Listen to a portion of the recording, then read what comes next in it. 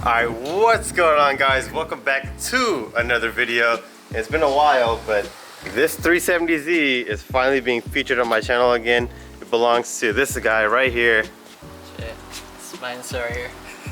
And then this guy in his overpaid G35 is here. 37. So yeah, 37, my bad. But yeah. But today's video, as you can tell from the title of the video, we're going to be installing Stillen Gen 3 intakes. This is a really good modification to do to Z's or G's or VQs in general, because they give you about like 17 wheel horsepower, and it's also going to be the first performance mod on this car. So we're going to go ahead and get started. What we're going to start off with is we're going to take off the strut brace, and the fan's actually cooling the engine down because he was just driving it and it's kind of hot right now, but you don't have to do that. But we're also going to take off the front bumper. We're going to take off this support, and we're going to switch over to the GoPro so we can get you guys a little better angle, and we'll start taking things apart. All right, so Abhishek over here, he's working on taking off the front bumper. The front bumper has a couple of screws on the side, and then I think it has some from the bottom also up here. And, oh shit! Are you good?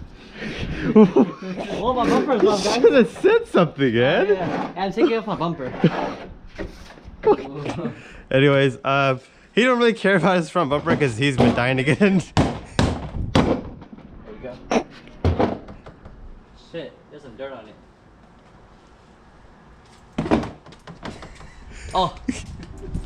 Like, he don't really care about his front bumper, but there's clips along these holes right here, as I was trying to show before he took it off. So that has to come off. There's also gonna be these clips here. This support has to come off. So do you want to do that? Yeah, sure. And then also I'm gonna work on taking off the strut brace. So you don't really have to take it off, but it doesn't take that long to take off, and it'll give you, it'll help you a lot.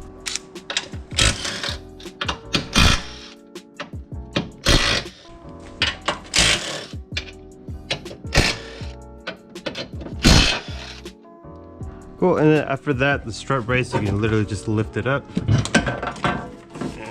And there you go. I'm gonna go and set this off to the side.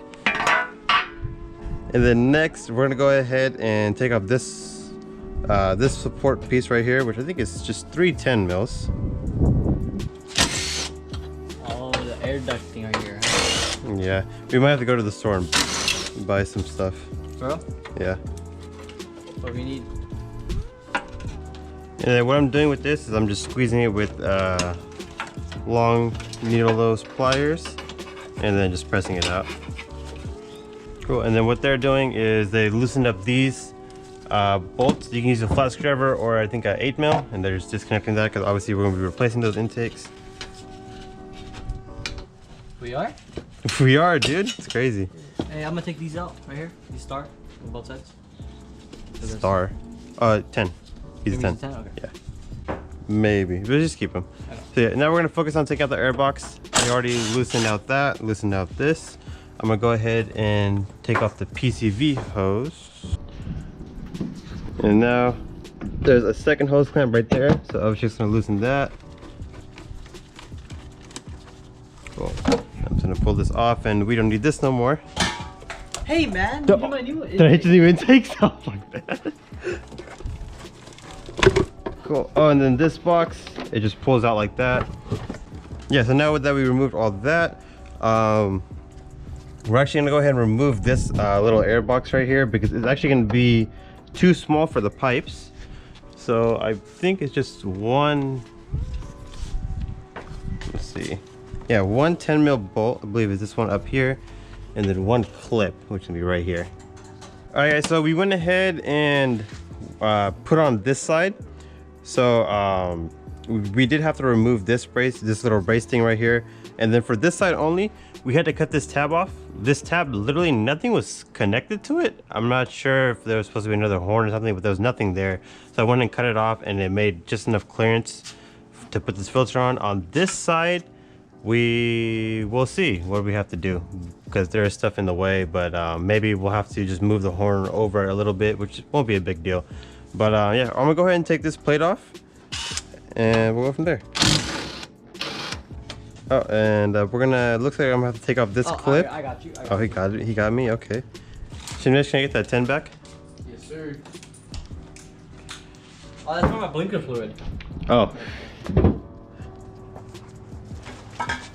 Cool. And then it looks like I'm gonna have to take this horn.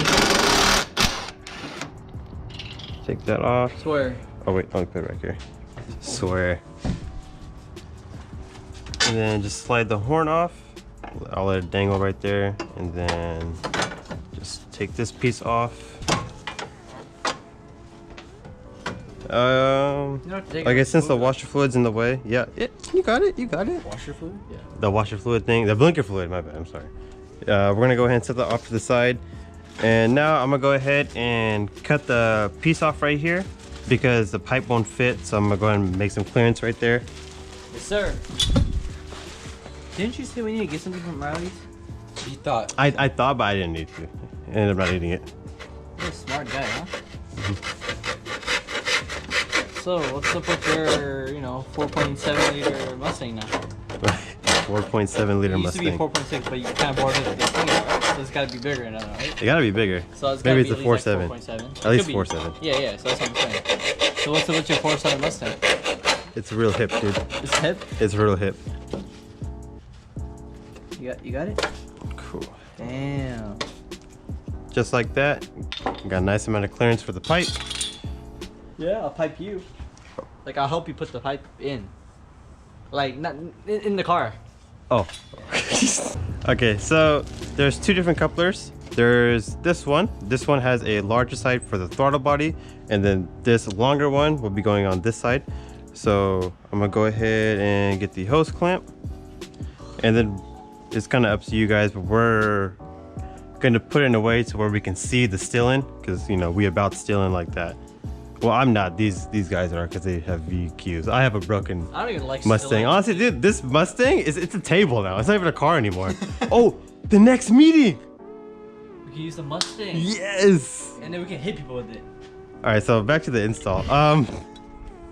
So before you put the coupler on, you want to get the hose clamp on like that.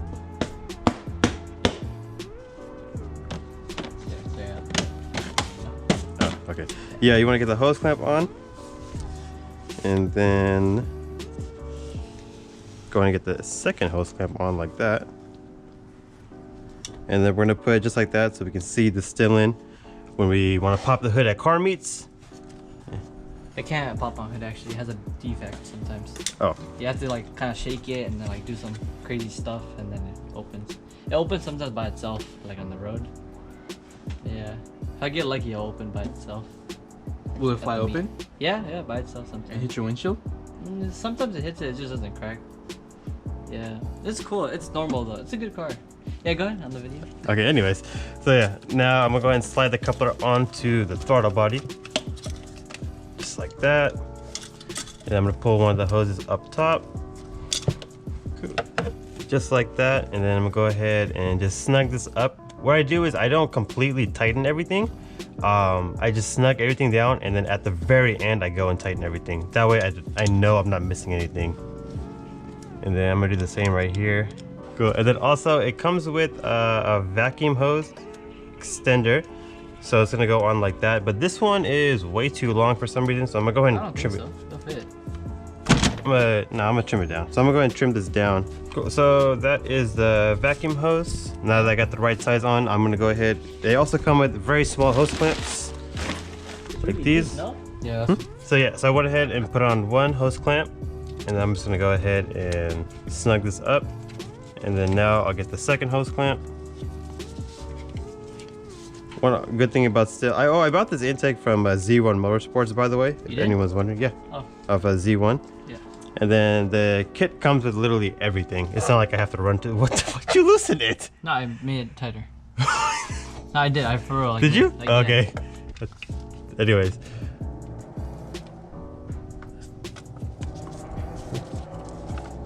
And then just go ahead and finesse this hose on. Is that a crowd killer? I think it is a crowd killer. Bam, like that. And then these hoses, we'll go ahead and snug them up. You want me to do it? Go ahead. Yeah. Cool. So now that that is on, we're gonna go get the second coupler, which the G37 driver is holding. This second coupler will go right here. And like I said earlier, make sure you put these on before you put the coupler on, otherwise you're gonna have issues. No, we did. So these couplers, they just go ahead and slide on, and then go ahead and press this hose in and make sure you go in as far as you can. So now that's all the way in. It looks the same, yeah. Looks about the same. So now we're gonna go ahead and put the K&N filter on. Hey, no, it's still in, alright? Oh, my bad.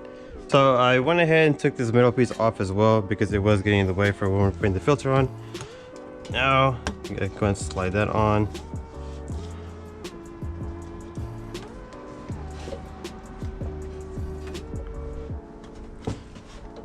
Alright, now it's all about just tightening everything up and putting the mass airflow sensor back on. So yeah, let's go ahead and do that. Okay, so what I'm gonna do now is I'm gonna go ahead, before I assemble all this together, I'm gonna just go ahead and tighten down all the clamps on the intakes. I have to put the hose in on this side, tighten all that down, then I'll go ahead and put all the accessories back on. Alright guys, so my GoPro ended up dying, so I'm gonna just do the rest of the video on my camera, but the main footage already kind of got that you guys would probably want to see if you're doing an installation on this. This piece right here goes something like that, but it is touching the intake, so I'm just not going to put that back on. And all that piece does is kind of hold these wires in. So what I did is I just went ahead and zip tied it down here, and then I have enough clearance right there. And then for this side, you're going to have a clearance issue with the horn.